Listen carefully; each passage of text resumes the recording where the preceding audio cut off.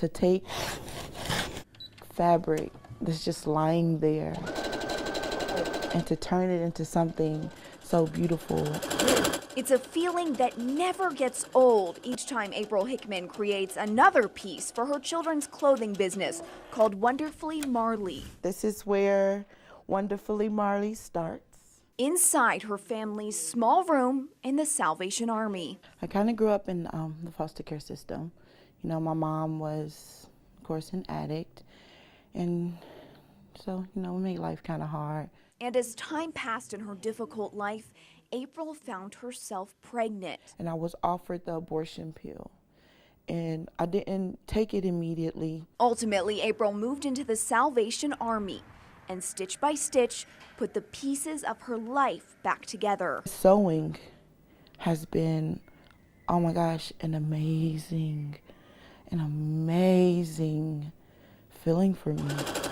It didn't just stop with the machine. She took a micro business class, an entrepreneur course, and started her very own business named after... Your name is what? Marley. Marley. Say hi. Hi. That's right, April's daughter is Wonderfully Marley, the child she almost didn't have, now the namesake of the skill that saved her. Now she's growing her business, saving for a house, and it all started with some needle and thread. It's a piece of me that I've created in the world, and nobody else done that. I did that. You don't hear that too much around here. This is a pretty tight-knit community. Inside Main Street Salon, among hairspray and wax and styling tools, a new weapon. I even heard on Facebook that you could have hornet spray handy, and that shoots very far. Julie Garcia is stepping up her security. I hate that it has to come like that, but I have to protect myself.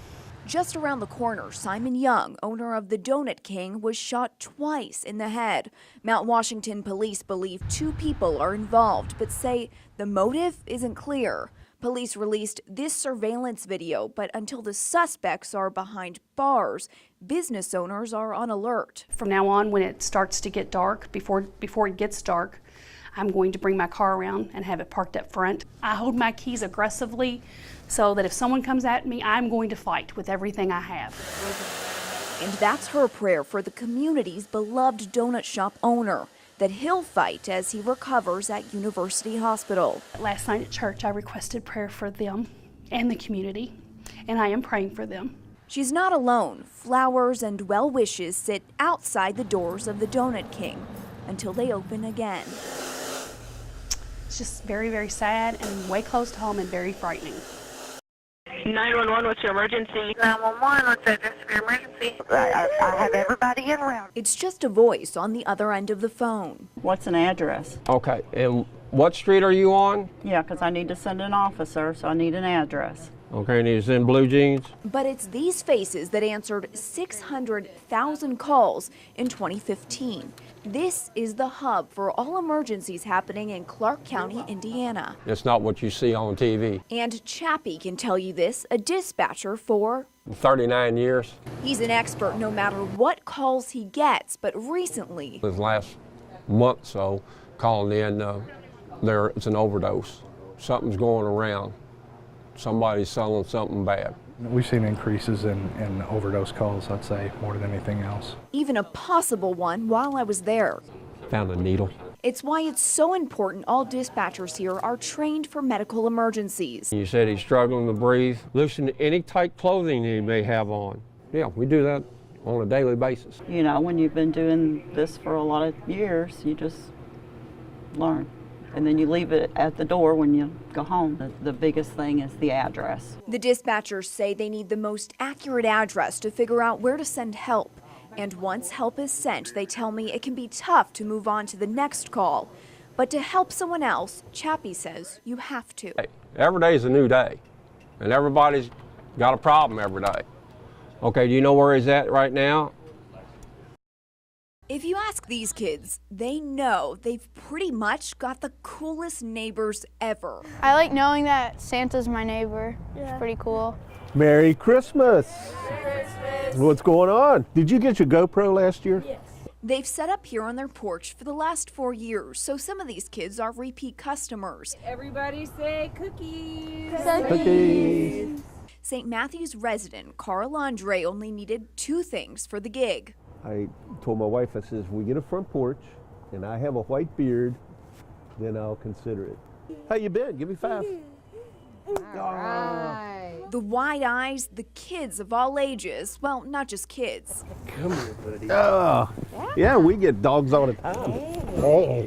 Some more hesitant of the pair in red, others charging right ahead to get in some precious time with the big guy just days before Christmas.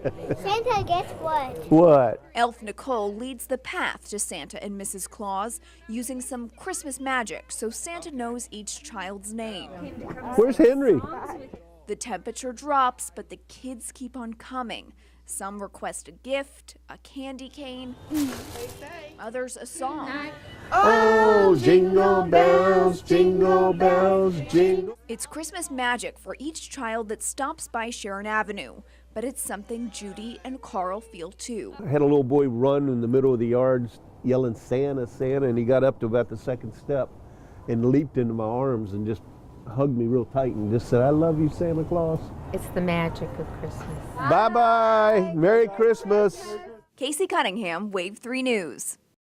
We don't want to go any more nights not finding her and having her home with us. We want her home. Adrienne Cook's family says inside her home, everything seemed normal except the fact she wasn't there. And she would never leave the house without letting us know. Cook was last seen on Thursday on a farm off Westport Road where she used to work. Lawrence Palmer Ball owns the property and has joined in the search effort over miles through tough terrain. You can walk through a row of corn and you're not going to see anything 10 feet one way or the other from you. That's when he knew he had to call in help and reached out to a friend at Kentucky Canine. This is a lot of ground to cover, and they've just worked tirelessly. Jennifer Jordan Hall showed up as soon as she got the call. By Monday afternoon, it's Pocket leading the search. You know, they picked up a scent trail, which is, you know, the key thing. But like every search, this one has its fair share of challenges. It's why Hall has brought in additional tools, a set of eyes in the sky. I mean, we've been in the corn, and it's very, very difficult to see the dog and to see something. So we fly the drone over low enough. We're hoping that we can see. Hall plans on searching with Pocket until Adrienne is found. Meanwhile, the Jefferson County Search Dog Association is searching too. 5 teams, 5 bloodhounds.